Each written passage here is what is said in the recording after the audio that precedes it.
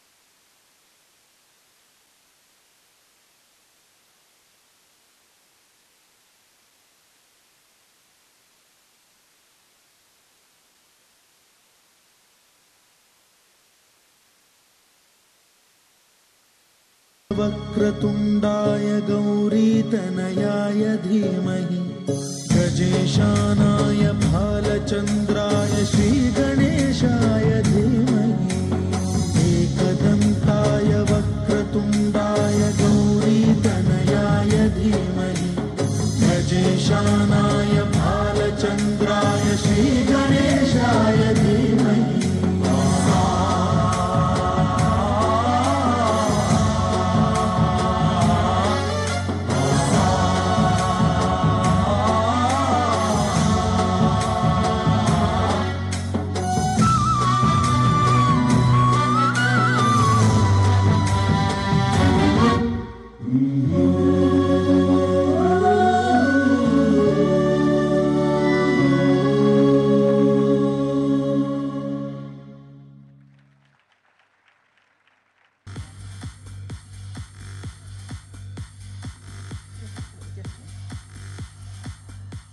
Next, I request Dr. Venkatesh Garu, and I request our Deputy Director, Director of Nursing. Thank you, ma'am.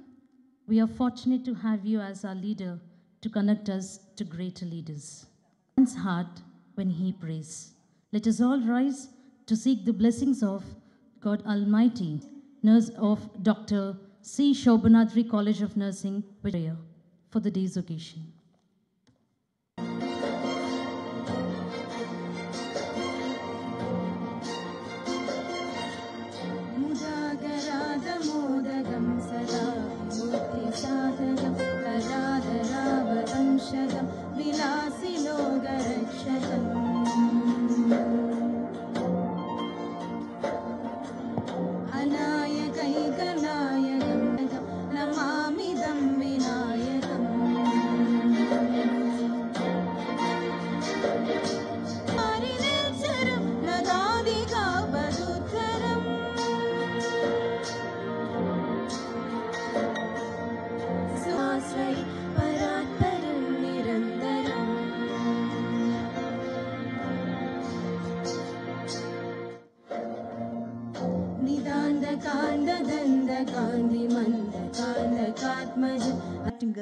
The pioneer of modern nursing.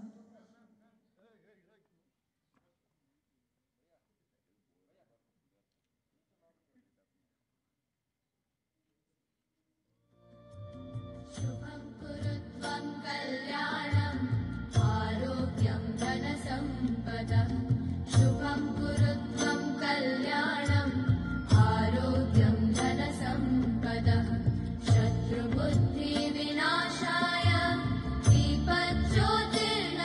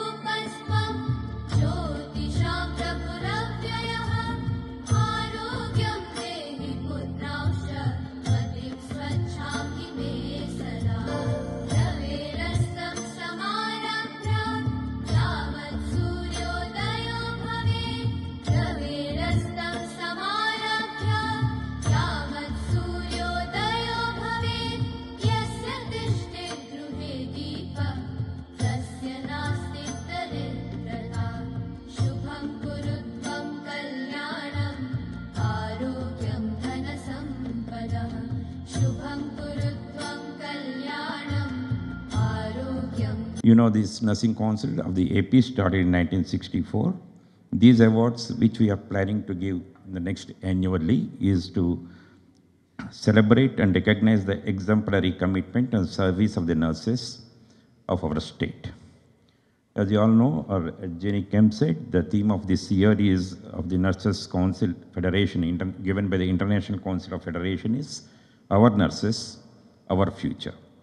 Caring nurses strengthen the economy. This is the policy of the present state government also. In his document released by our Honorable Chief Minister, Nara Chandrababu Naidu, we have done a disease burden analysis, and we are advocating various preventive measures. By giving a good healthcare system, you can decrease the disease burden, and in turn, you can decrease the total expenditure on the health system. That is how we strengthen the economy. As we move forward, every year a lot of graduates are coming. 30,000 plus graduates are coming every year in the AP state itself to enhance their job opportunities. Recently, our government has issued one GO for the integration of the foreign languages into our routine nursing curriculum. Added 1 or 2 hours of the extra time is given for outside the regular nursing curriculum. This especially in the form of language classes, Germany, Japan, and English. So this helps to not only enhance the communication with the diverse patient population we will be dealing, and also it increases the global opportunities for our nursing professionals. A lot of job opportunities are there in the East European countries, Germany and other European countries, and Japan and other English-speaking countries also. So this also, at this juncture, I want to say that to go there to that places, we need to improve our standards up to the international level. You need to contribute to the research, and also we need to engage in the knowledge access process across the borders. Thank you very much for your dedication. Thank you very much for your care, and thank you for being the, as Jenny said, you are heart of the healthcare system. Happy International Nurses Day. Thank you all. Bharat Mata Ki. The President of Andhra Pradesh Midwives and Nursing Council, Dr. V. Narasimham Garu, Registrar Professor Sushila Garu, Nursing Entrepreneur Dr. Jenny Kemp Garu, ADME Dr. Venkateswara Garu, Dr. Raghunandan Garu, Deputy Director Jyoti Garu,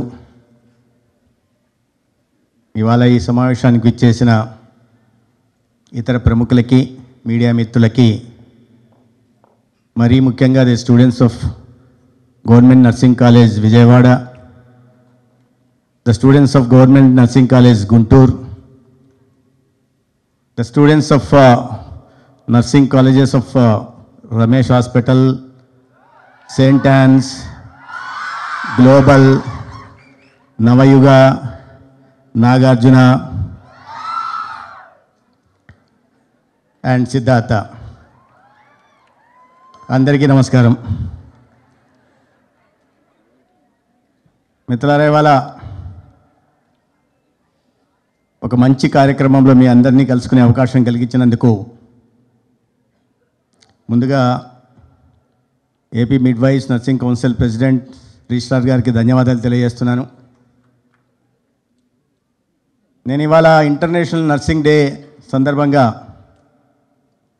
ఉదయం ఒక tweet చేశాను.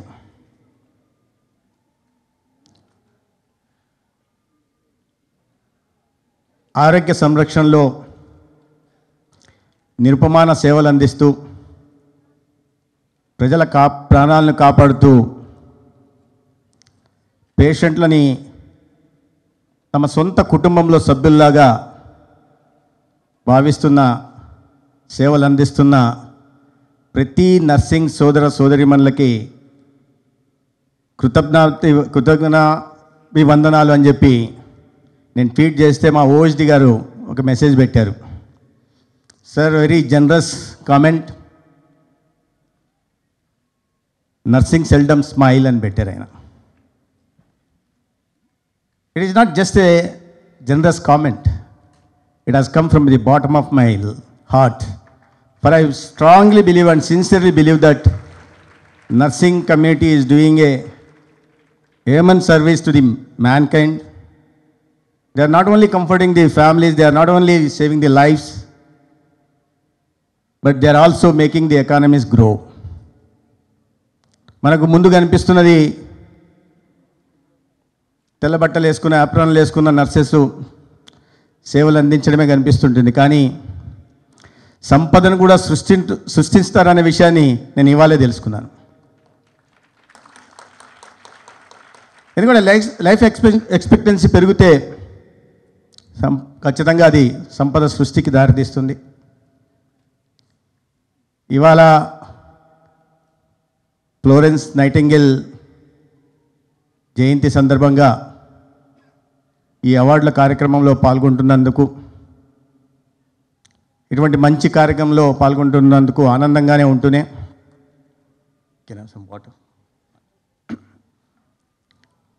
రెండో వైపు ఇంతమంది విద్యార్థుల్ని కలుసుకున్నందుకు మరింత ఆనందంగా కూడా ఉంది. I don't know how many of you know or how many of you heard about Lady with the Lamp. Can you raise your hands? ఇంకా రావట్లా, పర్లేదు, చాలా స్లోగా వచ్చింది. అది కాకుండా నేను కాస్త వేరే ప్రశ్న అడిగి ఉంటే ఇది ఏ సినిమాలోదంటే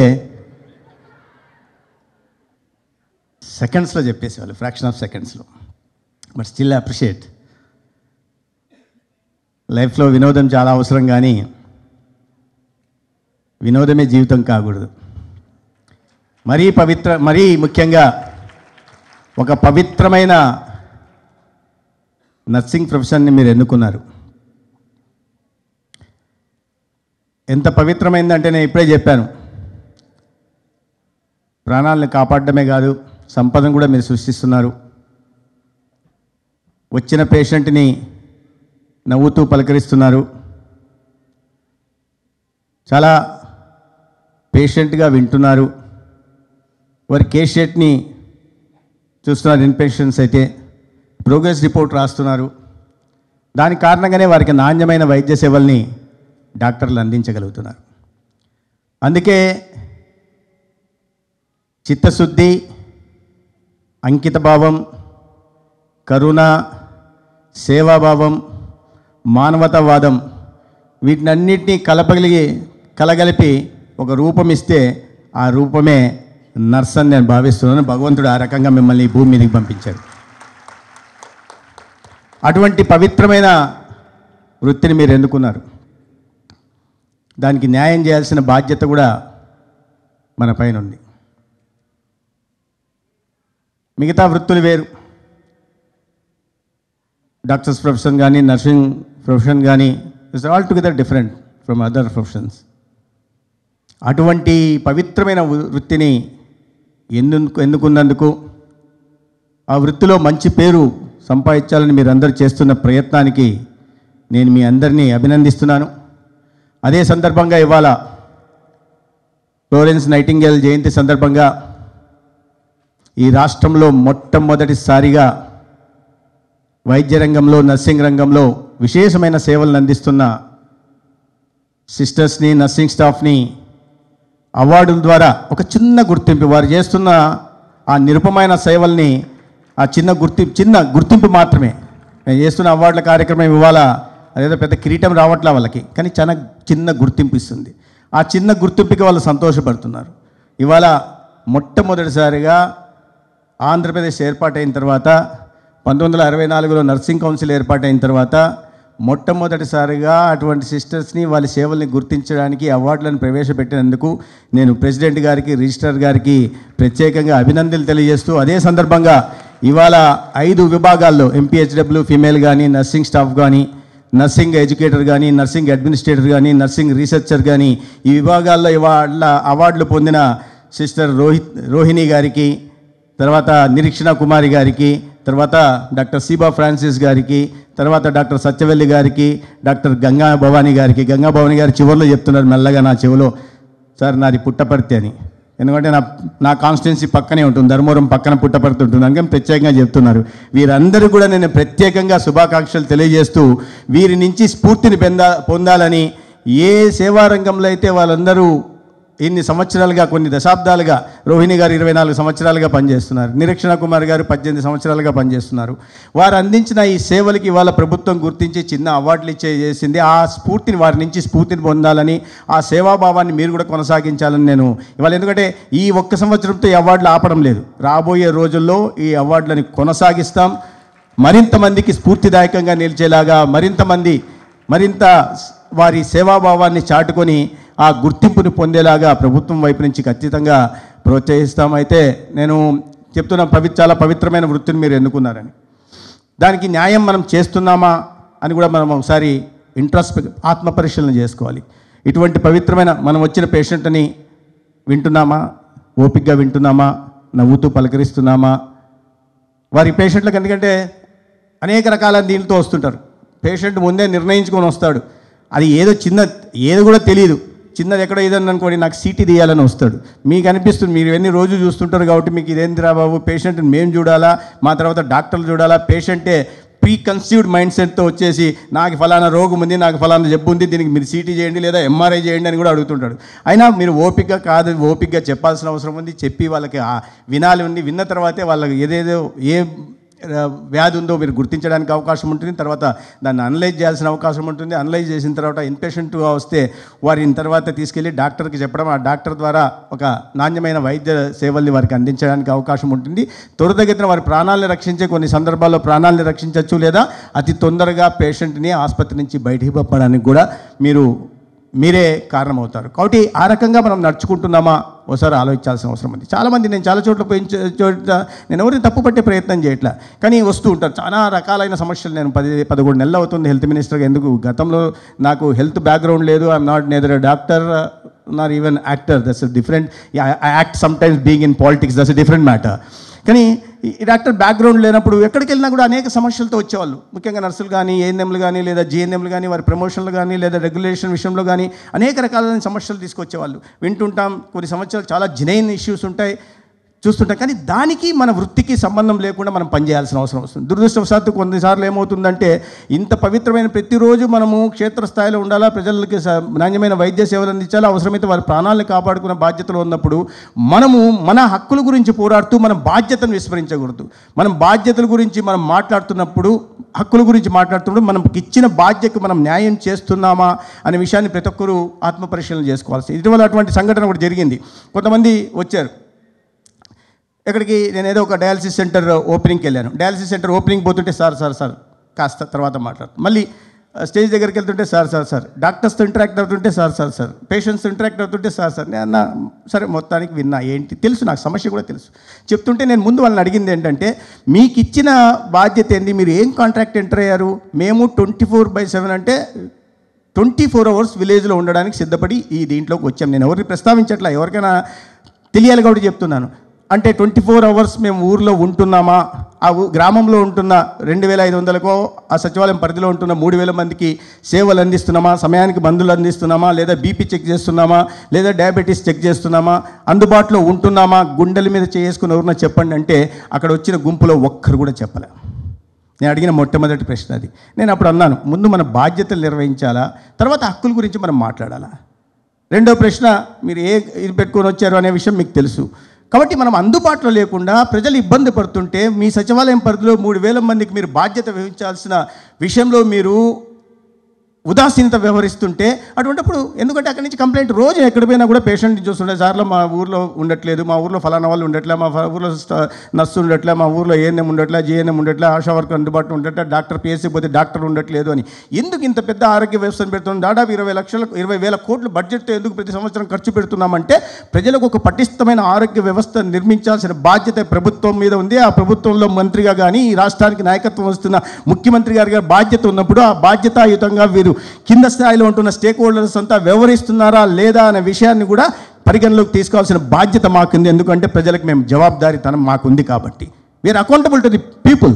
పబ్లిక్ ఆరోగ్యం కోసం మనం అందరం ఉన్నాం. నా బాధ్యతను నిర్వహించాలా, ఒక డాక్టర్గా డాక్టర్ బాధ్యత నిర్వహించాలా, చైర్మన్గా ఒక డిఎంఈగా ఆయన బాధ్యత నిర్వహించాల్సిందే. ఆ బాధ్యతలో ఎక్కడ కూడా ఎటువంటి ఉదాసీనత ఉండకూడదు. ఎందుకంటే ప్రజల నుంచి, ప్రజలు కట్టున్న ట్యాక్సుల నుంచి మనం జీతాలు తీసుకుంటున్నాం కాబట్టి ఆ ప్రజలకు బాధ్యతాయుతంగా వ్యవహరించాల్సిన అవసరం మన మీద ఉందన్న విషయాన్ని ప్రతి ఒక్కరు కూడా గుర్తు చేసుకోవాల్సిన అవసరం ఉంది. హక్కుల గురించి మాట్లాడాలా, ఎస్, కానీ దానికి ఒక పద్ధతి ఉంటుంది. దానికి పద్ధతి ఉంటుంది. అవాస్తవాల్ని ప్రచారం చేసే ప్రయత్నం చేయకూడదు. నేను కాస్త నాకు ఆ విషయంలో నాకు మరుసటి రోజు ఒక పేపర్ వస్తుంది. ఆ పేపర్ ఒక పార్టీకి సంబంధించిన పేపర్. ఆ పేపర్లో రాస్తారు వేలు చూపించి, నేనన్నా అమ్మ మీలో ఎవరన్నా మీరు గుండె మీద చేసి చెప్పుకోండి 24 గంటలు ఊర్లో ఉంటున్నారా? లేదు. మీకు ఇన్సెంటివ్స్ ఎందుకు ఇస్తామన్నాం? ఫలానా దానికి ఇస్తామన్నాం. పర్ఫార్మెన్స్ బేస్డ్ ఇంత ఇస్తామన్నాం? లేదు, పోవట్లేదు అంటే ఒక పేపర్లో రాశారు. నెక్స్ట్ డే ఆ మంత్రి గారు వేలు చూపించి దూషించారు, కోపడ్డారు. నేను అడిగింది ఏంటంటే మీరు మీ బాధ్యత నిర్వహిస్తున్నారా అని అడిగా. దూషించారు అది పేపర్లో.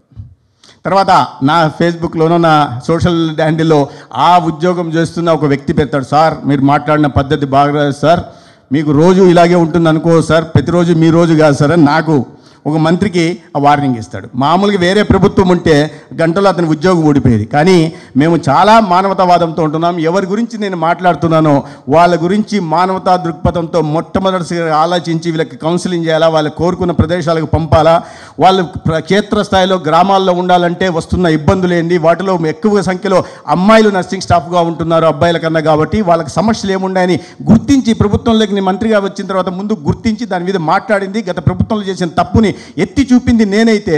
ఆ విషయాన్ని మళ్ళీ మంత్రి గారు వేలు చూపించారు అంటే మానవతా దృక్పథంతో ఆలోచించడం కానీ వారి సమస్యల గురించి స్పందించడం కానీ చేయడం తప్పు. నేను ఆ రోజు నాకు ఏదైనా కోపం వచ్చింది, ఎందుకంటే ఎక్కడికి పోయినా మనం ఏంది ఒక పద్ధతి ఉంటుంది, సిస్టమ్ ఉంటుంది, అయిపోయిన తర్వాత దాని ప్రకారం రావాలి తప్పితే ముందే అడగడము, మాట్లాడడం, కలుస్తామని చెప్పడం. ఎందుకంటే నిరంతరం ఆ స్టేక్ హోల్డర్స్ ఎవరైతే చేస్తున్నారో వాళ్ళతో అఫీషియల్ స్థాయిలో మాట్లాడుతున్నాం, మా స్థాయిలో చర్చిస్తున్నాం, ఏ సమస్యలు వాళ్ళు ప్రస్తావించారో ఆ సమస్యలు పరిష్కారం కోసం ప్రయత్నం చేస్తూ ఉన్నాం. ఇవన్నీ జరుగుతున్నాయి. అయినప్పటికీ ఇలాంటివి వస్తుంటాయి. సోషల్ మీడియాలో ఆ రకంగా ఉంటుంటుంది. ఒక మిత్రుడు ఉన్నాడు నాకు, అంటే ఒక రోజు ఒక సోషల్ వీడియో యూట్యూబ్ ఛానల్ నడుపుతాడు. చాలా ఎక్కువ లైక్స్, వ్యూవర్షిప్ చాలా ఎక్కువ ఉంటుంది. ఆయన రాశాడు, సత్యకుమార్ బాగానే పనిచేస్తున్నాడు, మాట్లాడుతున్నాడు, ఆరోగ్య సమీక్షలు నిర్వహిస్తున్నాడు, ఈ గత ప్రభుత్వం మీద వంటికాల మీద వెళ్తుంటాడు, వాళ్ళ తప్పులను ఎత్తి చూపుతుంటాడు, అంతా బాగుంది. చివరిలో కానీ క్షేత్రస్థాయిలో వెళ్ళట్లేదు, ఆసుపత్రులకు వెళ్ళట్లేదు, కింద ఏం జరిగితేటో పట్టించుకోవట్లేదు. నాకు ఆయనతో పరిచయం ఉంది కాబట్టి నేను ఫోన్ చేసి, సోదరా మీ రకంగా రాశారు, దానికి కొన్ని వేల వ్యూస్ వచ్చాయి, వచ్చినప్పటి నుంచి నేను 12 జీజీహెచ్లకు వెళ్ళాను, కొన్ని 10ల సంఖ్యలో కమ్యూనిటీ హెల్త్ సెంటర్లకు వెళ్ళాను, ఏరియా హాస్పిటల్కి వెళ్ళా, డిస్ట్రిక్ట్ హాస్పిటల్కి వెళ్ళా, పిఎస్సీల దగ్గర నుంచి విలేజ్ హెల్త్ క్లినిక్ దాకా. అంటే అతను చాలా మామూలు, అరే ఇన్ని వెళ్ళారా సార్, నాకు తెలియదు సార్ అన్నారు. కానీ తెలుసుకోకుండా జర్నలిజంలో ఇవన్నీ అనేసి మాట్లాడిన తర్వాత వాస్తవాలు వేరే రకంగా ఉంటే దాని తర్వాత అరే అవునా వెళ్ళేదండి, నెక్స్ట్ టైం వెళ్ళేసరికి జరగాల్సిన డ్యామేజ్ జరిగిపోతుంది. నేను నా ఒక్క వ్యక్తిని గురించి మాట్లాడట్లా, ఎవరైనా ఏదైనా పనిచేస్తున్నప్పుడు వాటిని మీడియా అనేది సరైన దీంట్లో చూపించాల్సిన అవసరం ఉంది. ఉదాహరణకి నర్సింగ్ స్టాఫ్ ఎక్కడ చూసినా నెగిటివ్ స్టోరీస్ వస్తుంటాయి, పాజిటివ్ స్టోరీస్ చూపించే ప్రయత్నం చేయరు. ఒక అనంతపూర్లో ఇటీవల ఒక బేబీ మిస్ అయింది. వెంటనే సోషల్ మీడియాలో బేబీ మిస్ అయిపోయింది, వాళ్ళ మీద చర్యలు తీసుకోవాలి, నర్సింగ్ స్టాఫ్ మీద చర్యలు తీసుకోవాలి. వెంటనే మేము కూడా స్పందించి ముందు చర్యలు తీసుకోండి, ఎందుకంటే హ్యూమన్ ఎలా ఉంటుంది, వాళ్ళ ఎమోషన్స్ ఎలా ఉంటాయి, అందుకని తీసుకోండి అని తీసుకున్నాను. వాస్తవం తర్వాత వెళ్ళిన తర్వాత సమీక్ష చేసి చూస్తే యాక్చువల్గా ఆ బేబీ మిస్ అయిన దాన్ని ముందు గుర్తించింది ఎవరైతే సస్పెండ్ అయ్యారో ఆ నర్సే గుర్తించింది. ఆ వచ్చిన దొంగతనం చేసిన వాళ్ళు, బేబీని ఎత్తుకుపోయిన వాళ్ళు ఆ RFID ట్యాగ్ను కూడా కట్ చేసి చాలా జాగ్రత్తగా, అంటే హ్యాబిచువల్ అఫెండర్స్ లాగా ఉన్నారు వాళ్ళు, తీసుకెళ్ళిపోయారు. కానీ అన్యాయంగా ఆ నర్సింగ్ స్టాఫ్ మీద సస్పెన్షన్ పడింది. సరే మేము సరిదిద్దుకున్నాం, తప్పును సరిదిద్దుకున్నాం, ఆ అమ్మాయిని మళ్ళీ రీఇన్స్టేట్ చేసాం, అది వేరే విషయం. కానీ ఈ లోపల మీడియా కూడా మంచి తర్వాత ఆ అమ్మాయే గుర్తించింది, ఆ అమ్మాయే ముందు ఎస్కలేట్ చేసింది, ఆ అమ్మాయే పోయేదంటే మళ్ళీ సీసీటీవీ కెమెరాలో పట్టుకున్నట్టు 2 గంటల్లో ఎవరైతే తీసుకెళ్లారో వాళ్ళు పట్టుకోవడం జరిగింది. ఆ బేబీని కూడా సురక్షితంగా వెనక్కి తీసుకురావడం జరిగింది. కానీ ఆ నర్సు మీద ఒక మచ్చ ఒకటి పడిపోయింది, ఆ సిస్టర్ మీద. ఏది ఏమై పట్టించుకోలేదు, బాధ్యతారాహిత్యంగా వివరించింది, దాంట్లో వాస్తవం లేదు. కానీ మీడియాలో మాత్రం నెగిటివ్ వచ్చింది. ప్రజలు కూడా వాటిని చూస్తుంటారు. కాబట్టి మీడియాను కూడా నేను సందర్భంగా ఒకవైపు మన బాధ్యతను గుర్తించి ఎరగాలని చెప్పి నేను మన సిస్టర్స్కి అందరికీ చెప్తూనే, సిస్టర్స్ కానీ మరి నర్సింగ్ స్టాఫ్లో నాకు అర్థం కాని ఫిమేల్ నర్సింగ్ స్టాఫ్ని సిస్టర్స్ అంటాం, మేల్ స్టాఫ్ని రియలీ సిస్టర్స్ బ్రదర్స్ని, because I got a doubt this అనమాట ఎప్పుడు, because I always been seeing female nurses అనమాట. తర్వాత మేల్ నర్సెస్ ఉంటారనేది కూడా మా చిన్నప్పుడు కాంపౌండర్ అనేవాళ్ళు. కాబట్టి ఆ చిన్న డౌట్ ఉంది, క్లారిఫికేషన్ కోసం అడిగాను. వీళ్ళందరికీ ఇంత బాధ్యత ఉండాలా, అమోఘమైన సేవలు అందిస్తున్నారు అన్నప్పుడు కొద్దిగా బాధ్యతాయుతంగా కూడా వివరించాలి. అదే విషయంలో మీడియా కూడా ఒక మంచి పని జరిగినప్పుడు, ఒక మంచి నర్సింగ్ స్టాఫ్, ఒక ఏఎన్ఎమో, ఒక ఆశా వర్కరో లేక ఒక డాక్టరో ఒక మంచి పని చేసినప్పుడు, ప్రాణాలను కాపాడినప్పుడు, ఒక సక్సెస్ స్టోరీస్ ఏమైనప్పుడు, పాజిటివ్ స్టోరీస్ ఉన్నప్పుడు, బెస్ట్ ప్రాక్టీసెస్ అయినప్పుడు దానికి కూడా కాస్త ఎంకరేజ్మెంట్గా వాళ్ళని ప్రోత్సహిస్తే బాగుంటుంది. ఎందుకంటే ఆరోగ్య వ్యవస్థలో ఇంతమంది స్టేక్ హోల్డర్స్ ఉన్నారు. ఎక్కడో ఒక చిన్న తప్పుని మొత్తం అందరికీ ఆపాదించి, ఒక చిన్న నర్సింగ్ స్టాఫ్ తప్పు కూడా కాదు అది, ఆ చిన్న ఏమరపాటులో అక్కడ జరిగిన దానికి. ఎందుకంటే అనంతపురం దీంట్లో 560 బెడ్లు ఫంక్షనల్ బెడ్స్, శాంక్షన్ బెడ్ అయితే 1500 ఫంక్షనల్ బెడ్స్ ఉంటాయి. అంటే ఒక్కొక్క నర్సింగ్ స్టాఫ్ ఒక పేషెంట్ చూడాల్సిన చోట 3 పేషెంట్లు చూడాల్సిన పరిస్థితి ఉంటుంది. వాటిని దృష్టిలో పెట్టుకొని దాన్ని చాలా సానుకూలంగా తీసుకోవాల్సిన అవసరం ఉంది. మన బాధ్యతను గుర్తెరగాల. అదేవిధంగా మనం చేయాల్సిన మీడియా కూడా ఇవి కొద్దిగా ప్రోత్సహించాల్సిన అవసరం ఉంది. ఆంధ్రప్రదేశ్కి వచ్చేసరికి ఇప్పుడే డాక్టర్ రఘునందన్ గారు చెప్తున్నారు ఇంకాస్త నర్సింగ్ పెంచాలని. యాక్చువల్గా మన post bifurcation of the state, ఈ స్టేట్ విడిపోయిన తర్వాత 121,000 మంది ఏపీ నర్సింగ్ కౌన్సిల్లో రిజిస్టర్ చేసుకున్నారు. 121,000 మంది. మన స్టేట్లో ఉంటున్న 36 గవర్నమెంట్ నర్సింగ్ కాలేజెస్ కానీ 675 ప్రైవేట్ నర్సింగ్ కాలేజీలో ప్రతి సంవత్సరం 34,832 మంది నర్సింగ్ స్టాఫ్ బయటకు వస్తున్నారు. నర్సెస్ చదువు పూర్తి చేసుకొని పైకి వస్తున్నారు. 121,000 మంది రిజిస్ట్రేషన్ చేసుకుంటే ప్రతి సంవత్సరం అదనంగా 34,000 మంది వస్తున్నారు. అయితే వీళ్ళందరికీ చూడాలి, జాబ్ చేయాలి. కానీ పబ్లిక్ సెక్టర్లో మాత్రం 16,801 నర్సులు మాత్రమే ఉన్నారు. ఎక్కడ ఇంకా షార్టేజ్ 5,300 ఉంది. పోయిన ప్రభుత్వం చెప్పేది మా దగ్గర 0 వేకెన్సీ పాలసీ, మొత్తం ఎక్కడ చూసినా ఫిలప్లు ఉన్నాయని. అది తర్వాత మనం చూసి లోపల చూసి సమీక్ష చేయడం మొదలుపెట్టిన తర్వాత ఈ డోలా మొత్తం బయటపడింది. ఈ ఎక్స్పోజ్ చేయాల్సిన అవసరం కూడా వచ్చింది అనుకోండి, అది వేరే విషయం. కానీ ఇవాళ కొత్తగా ఇంకా 5,300 నర్సింగ్ స్టాఫ్ అవసరం ఉంటే వాటికి రిక్రూట్మెంట్ చేస్తున్నాం. ప్రతి రీజనల్ లెవెల్లో నర్సింగ్ స్టాఫ్కి రిక్రూట్మెంట్ తీసుకుని వాళ్ళని కాంట్రాక్ట్ బేసిస్లో తీసుకుంటున్నాం. ఒక్క ఖాళీ కూడా ప్రభుత్వ రంగ ఆసుపత్రుల్లో వ్యవస్థల్లో ఒక్క నర్సింగ్ స్టాఫ్ ఖాళీ కూడా ఉండకూడదనే ఉద్దేశంతో చంద్రబాబు నాయుడు గారి నాయకత్వంలో ఈ ప్రభుత్వం పనిచేస్తుంది. రాబోయే రోజుల్లో ఒక్కటి కూడా ఉండదు. కేవలం ఇది మాత్రమే సరిపోతుందా? మరి ప్రతి సంవత్సరం 34,000 మంది పైగా వస్తుంటే వీళ్ళందరినీ ఎక్కడ కమ్ చేయాలి? బయట రాష్ట్రాలకు పంపాల్సి ఉంటుంది. అందుకనే నర్సింగ్ కౌన్సిల్ కూడా ఇవాళ మేము చాలా స్ట్రీమ్లైన్ చేస్తున్నాం. గతంలో ఏంటంటే నర్సింగ్ కౌన్సిల్ పుట్టగొడుగులాగా పుట్టుకొచ్చాయి.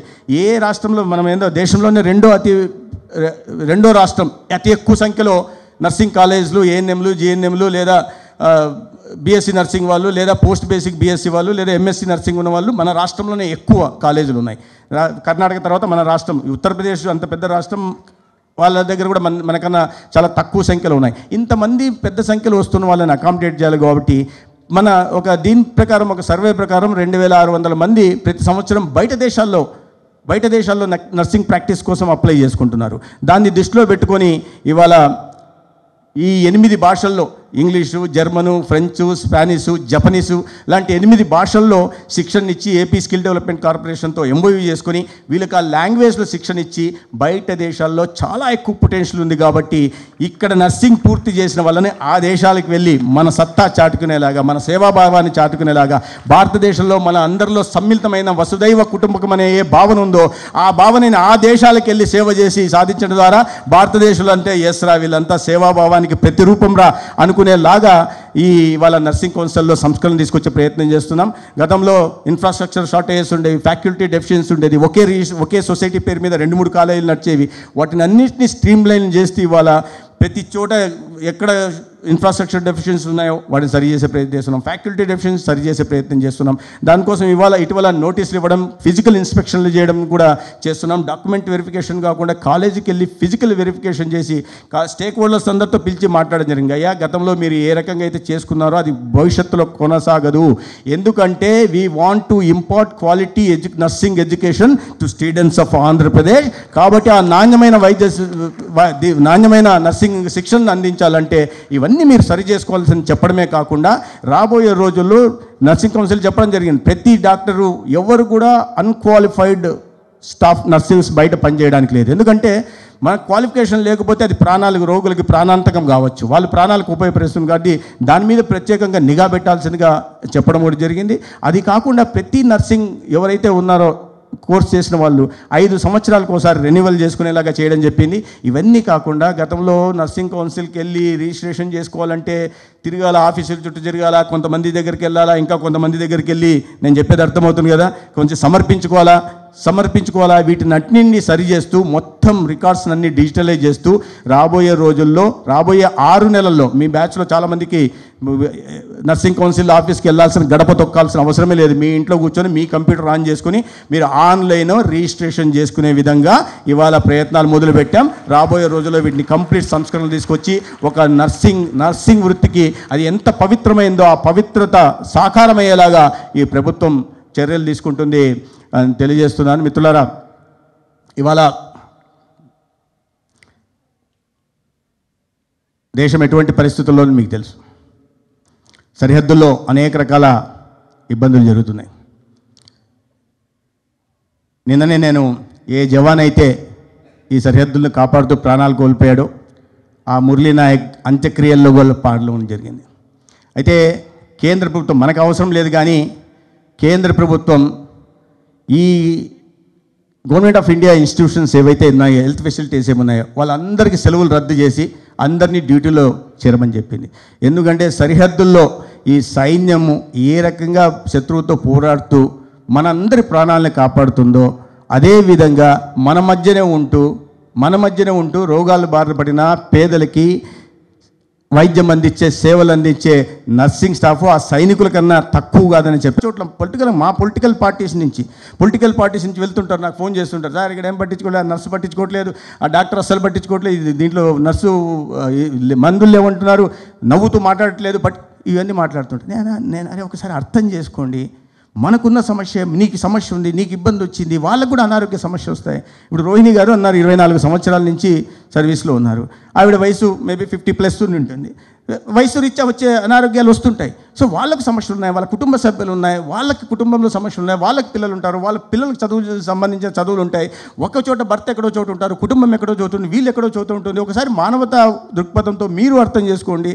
వాళ్ళు ఏదో ఒక చిన్న పోతూనే ఒకసారి నవ్వలేదనో, లేదా సరిగ్గా స్పందించలేదో, లేదా ఇంకో పేషెంట్ని అటెండ్ అవుతూ పట్టించుకోలేదు అని చెప్పి వెంటనే కంప్లైంట్లు చేస్తుంటారు. అందుకని ఈ మాధ్యమంగా ఈ పొలిటికల్ పార్టీస్ కానీ ఇతర ప్రజలకు కూడా చెప్తున్నది ఏంటంటే, నర్సింగ్ స్టాఫ్ను కానీ లేదా వైద్య రంగంలో పనిచేస్తున్న వారి సమస్యలు, వారికి కూడా మనుషులని, వారికి కూడా కుటుంబాలు ఉంటాయని, వారికి కూడా సమస్యలు ఉంటాయని, ఆ సమస్యలు వారిని కూడా వేధిస్తుంటాయని, ఆ క్రమంలో ఎక్కడైనా ఏదైనా చిన్న విషయంలో పట్టించుకోకపోతే దాని కూడా మానవతావాదంతో గుర్తు చేసుకోవాల్సిందిగా నేను చెప్తున్నాను.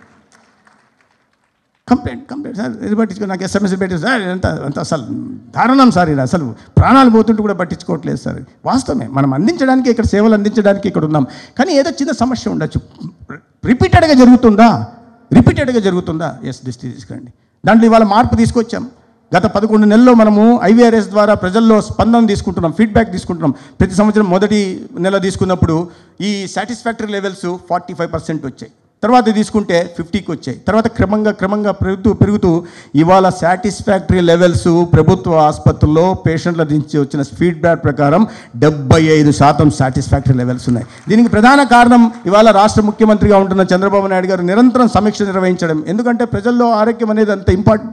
మిగతా డిపార్ట్మెంట్లో ఆ డిపార్ట్మెంట్కి పరిమితం అవుతాయి, కానీ ఒక్క వైద్య రంగం మాత్రమే ఈ రాష్ట్రంలో ఉంటున్న 5,30,00,000 మందిలో ప్రతి ఒక్కరికి సంబంధించి నువ్వు పేద ధనిక ఈ కులం ఆ మతం సంబంధం లేకుండా ప్రతి ఒక్కరికి సంబంధించిన వ్యవస్థ ఏదన్నా ఉందయ్యా అంటే అది ఆరోగ్య వ్యవస్థ. అటువంటి ఆరోగ్య వ్యవస్థలో మీరందరూ పనిచేస్తున్నారు. దీనిలో ఆ వృత్తిని మీరు ఎంచుకున్నందుకు మీ అందరికీ నేను ప్రత్యేకంగా అభినందనలు తెలియజేస్తూ ఈ కార్యక్రమంలో స్పిరిట్ ఏందని మీరు అర్థం చేసుకోవాల్సి ఉంది. ఎందుకు వీళ్ళని సన్మానిస్తున్నాం అనే విషయాన్ని అర్థం చేసుకోవాల్సింది. దాని నుంచి మనం ఏం నేర్చుకోవాలి అర్థం చేసుకోవాల్సింది. అది నేర్చుకొని ఆ రకంగా ఒక బాధ్యతాయుతమైన నర్సెస్గా, సిస్టర్స్గా, బ్రదర్స్గా మీరందరూ మెలుగుతారని నేను భావిస్తూ మీ అందరికీ ఒక ఉజ్వల భవిష్యత్తు. ఎందుకంటే నేను చాలామందిని విద్యార్థులనే చూస్తున్నాను, ఇంకా students I think still your pursuing nursing, అంతేనా? ఈజీ కాబట్టి మా వాళ్ళంతా కాలేజీల నుంచి తీసుకొచ్చేసారు. కాబట్టి మీ అందరికీ నేను నా అప్పీల్ ఒకటే, receive the patient with a smile. Receive the patient with a smile. Hear him with a patience. Treat him with a compassion. And send him back with a smile on his face.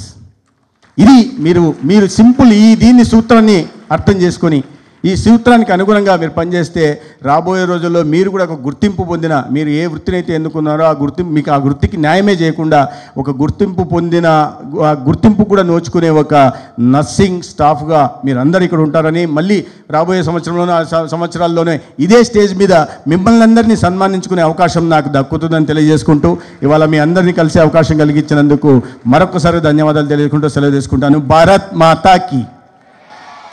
ఇంతసేపు speech తర్వాత కూడా మళ్ళా నేను Pakistan India గురించి ప్రస్తావించిన తర్వాత కూడా అంత భారత్ మాతాకి ధన్యవాదాలు. Give a round of applause for an unwavering services and the support throughout the 24 years.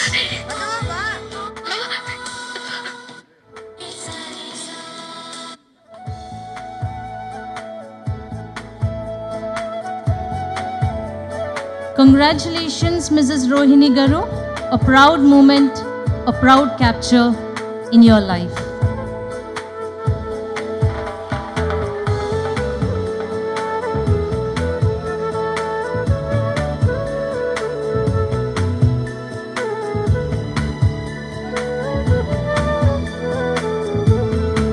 The prestigious State Florence Nightingale Award 2025, given in recognition of altruistic services and diligence exhibited. Kindly rise up. Let's give a standing ovation to the recipients, to the proud recipients of the State Florence Nightingale Award, Andhra Pradesh, for their invaluable services.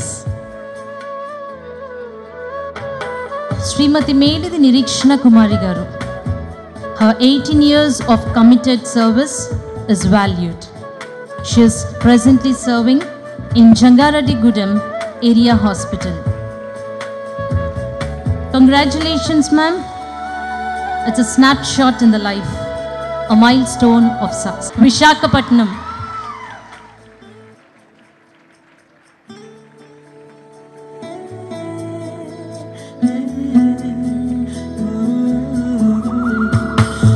Congratulations, ma'am.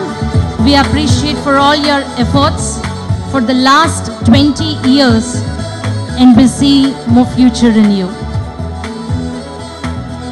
And most of the nurses, including me, feel proud to be a student of Dr. Siba Francis ma'am, an awardee of Nurse Educator for State Florence Nightingale Awards. The prestigious State Florence Nightingale. Brilliance. She is exemplary. She is unmatched, distinguished, outstanding leader.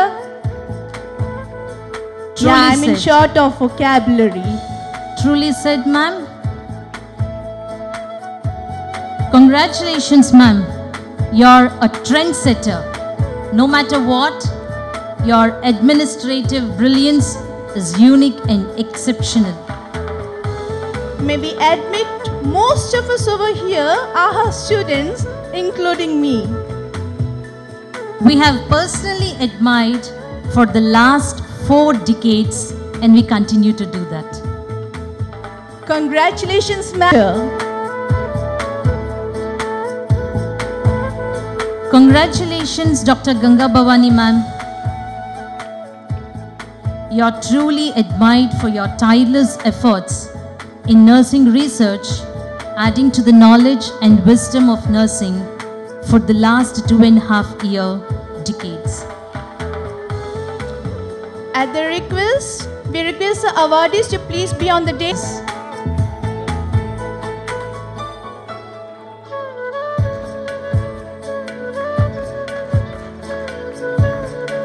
What a privilege. It's a fabulous moment.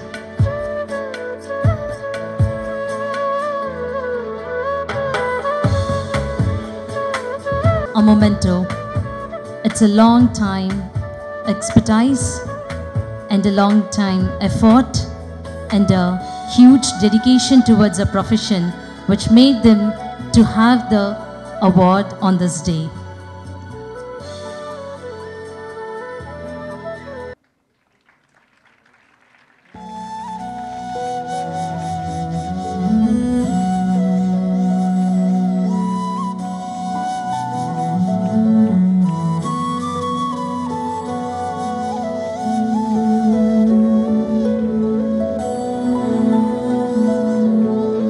Can we have a standing ovation, please?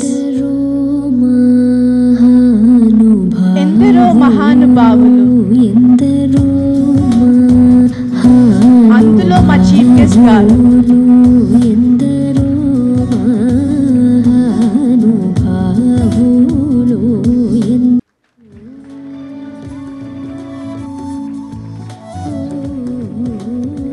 Proud moment. She has carved lasting impressions in the history of Indian nursing. She's a nurse entrepreneur and the former Vice President of तव शुभ आशीष मांगे गाहे तव जय